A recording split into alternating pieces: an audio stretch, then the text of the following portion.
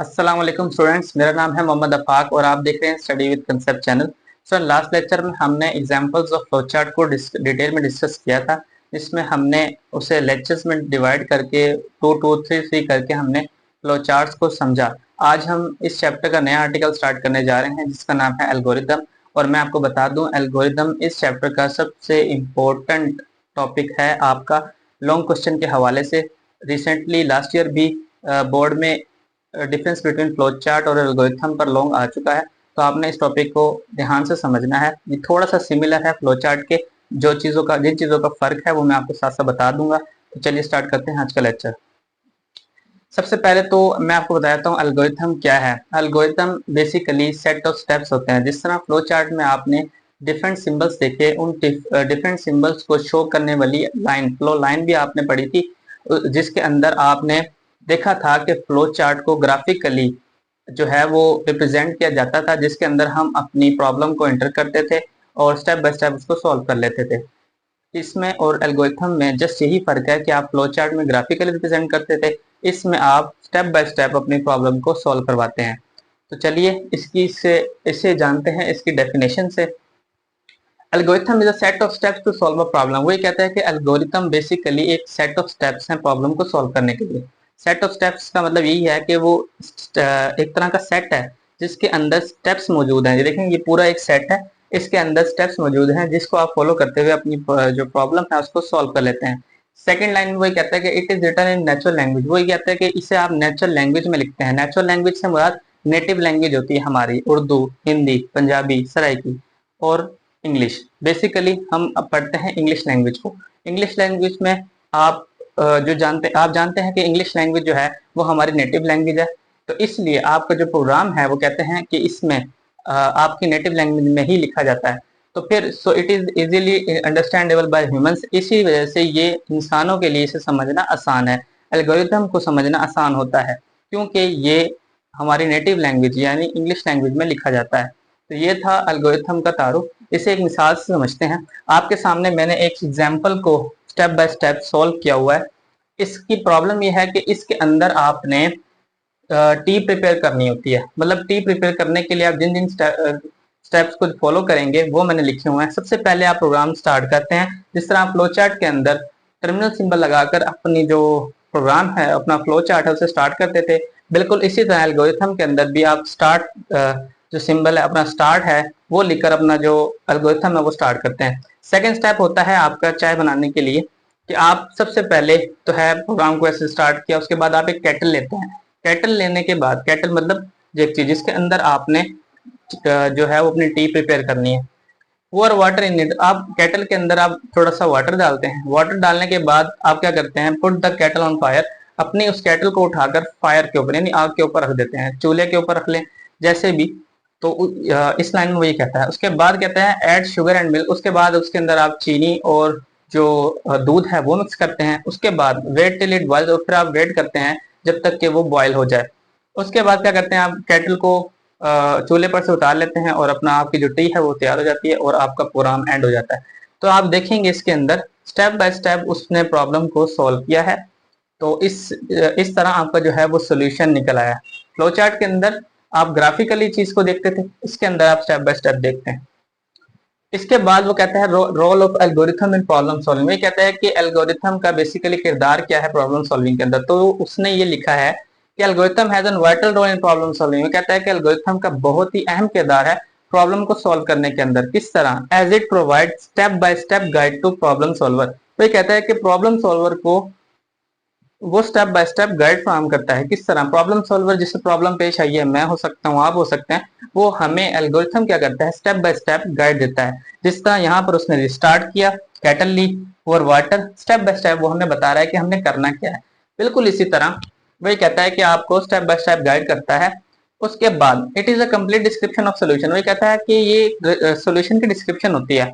अब आपने T prepare करनी थी, उस टी को प्रिपेयर करने के लिए आपने सोल्यूशन क्रिएट किया। सबसे पहले स्टार्ट लिया, फिर कैटल ली, फिर वाटर लिया। आप एक तरह का उसे सोल्यूशन बयान करें। तो ये एक तरह की सोल्यूशन की डिस्क्रिप्शन है जो आपके सामने मेंशन है। वो यही कहता है कि it is a complete description of solution. ये जो है आपकी जो सोल्यूशन है उसकी एक मुकम्मल डिस्क्रिप्शन होती है। उसके बाद computer programmer first write an algorithm and then translate it into a code of some programming language. वो ये कहता है कि कंप्यूटर प्रोग्रामर जो है सबसे पहले अपना प्रोग्राम एल्गोरिथम की सूरत में लिखता है। कंप्यूटर प्रोग्रामर, अभी आपको नहीं पता होगा शायद, प्रोग्रामिंग लैंग्वेज का, कोडिंग का अभी नहीं जानते होंगे आप, मैट्रिक में जाकर आप इसे फर्दर पढ़ेंगे। शॉर्टली आप ये समझ लें कि कंप्यूटर प्रोग्रामर एक ऐसा शख्स होता है जो कंप्यूटर के सॉफ्टवेयर बना सकता है। मिसाल के तौर पर आप YouTube को ले लें, YouTube एक एल्गोरिदम के ऊपर चल रहा है, उसके बैक एंड पर किसी प्रोग्रामर्स ने, यानी ग्रुप ऑफ प्रोग्रामर्स मिलकर कोडिंग लैंग्वेज लिखते हैं जिसको कंप्यूटर लैंग्वेज में तब्दील किया जाता है और जिस पर कंप्यूटर वर्क करके आपकी YouTube को चलाता है। बिल्कुल इसी तरह जो प्रोग्रामर्स होते हैं वो आपके सबसे पहले एक एल्गोरिदम की सूरत में अपने प्रोग्राम को लिखते हैं ह्यूमन अंडरस्टैंडेबल लैंग्वेज के अंदर, जो यहाँ पर बात की जिसे नेचुरल लैंग्वेज, जिसे समझना भी आसान होता है। ठीक है, तो उसमें वो यही कह रहा है कि computer programmer first write an algorithm, सबसे पहले वो इसी तरह एल्गोरिथम लिखते हैं अपनी जो भी उनकी प्रॉब्लम होती है, जो भी उन्होंने बनाना होता है, and then translate into a code, फिर उसे वो कोड में तब्दील करते हैं ताकि कंप्यूटर को उनकी बात समझ आ जाए। कंप्यूटर एक बाइनरी लैंग्वेज को अंडरस्टैंड कर सकता है, 0 एंड 1 को। इसकी भी डिटेल आप मैट्रिक में पढ़ेंगे, ये बल्कि इस चैप्टर में भी, इसके सेकंड चैप्टर में भी उसके बारे में डिस्कस किया गया है। उसके बाद sometime a designer makes flow chart and then convert into a algorithm. वह कहता है कि बाज दफा प्रोग्रामर क्या करता है, फ्लो चार्ट प्रिपेयर करता है अपनी प्रॉब्लम का। कोई भी उसे प्रॉब्लम पेश आई है तो वो उसे फ्लो चार्ट में ग्राफिकल रिप्रेजेंट करेगा। प्रेजेंट करने के बाद उसे काफी हद तक प्रॉब्लम की हाव हो जाएगी। उसके बाद वो उसका एल्गोरिदम भी प्रिपेयर करेगा जिससे उसे प्रॉब्लम का सोल्यूशन मिल जाएगा। तो यही कह रहा है कि समटाइम्स, बाज औकात एक जो प्रोग्रामर है या जो डिजाइनर है वो सबसे पहले फ्लो चार्ट बनाता है और फ्लो चार्ट को फिर वो कन्वर्ट करता है एल्गोरिथम के अंदर। इस 2 आर्टिकल में यही डिस्कस किया गया है। सबसे पहले उसकी डेफिनेशन एल्गोरिथम की, उसके साथ उसकी एग्जांपल, और role of algorithm in problem solving उसका नेक्स्ट आर्टिकल है। तो इसके अंदर आपका जो इम्पोर्टेंट बात है वो ये है कि इसमें आपने एल्गोरिथम की डेफिनेशन तैयार करनी है, उसके साथ उसकी एग्जाम्पल लाजमी कोड करनी है। एग्जाम्पल के बगैर मैंने आपको बताया था कि एग्जामिनर आपको 2 मार्क्स नहीं देता, वो आपका 1 मार्क्स कट कर लेता है, इसलिए आपने एग्जाम्पल लाजमी कोड करनी है साथ। और role of algorithm problem solving, ये भी एक शॉर्ट क्वेश्चन है।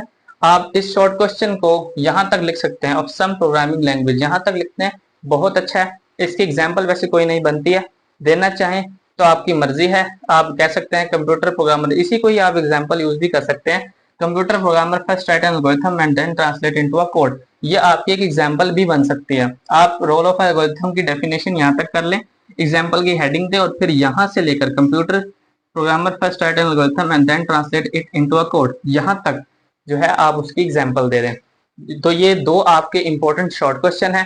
अगर लॉन्ग क्वेश्चन में आ जाए तो आप इन्हें मिलाकर लिख दीजिएगा, आपका लॉन्ग क्वेश्चन भी कंप्लीट होगा। और मैं आज आपको फिर बता रहा हूँ कि मैं आपको रिकमेंड करता हूँ कि आपने बोर्ड एग्जाम्स की प्रिपरेशन टेक्स्ट बुक से ही करनी है। IT सीरीज के अंदर भी लिखा हुआ है, अच्छा लिखा हुआ है, लेकिन बहुत ब्रीफली, यानी बहुत एक्सप्लेनेशन है उसके अंदर।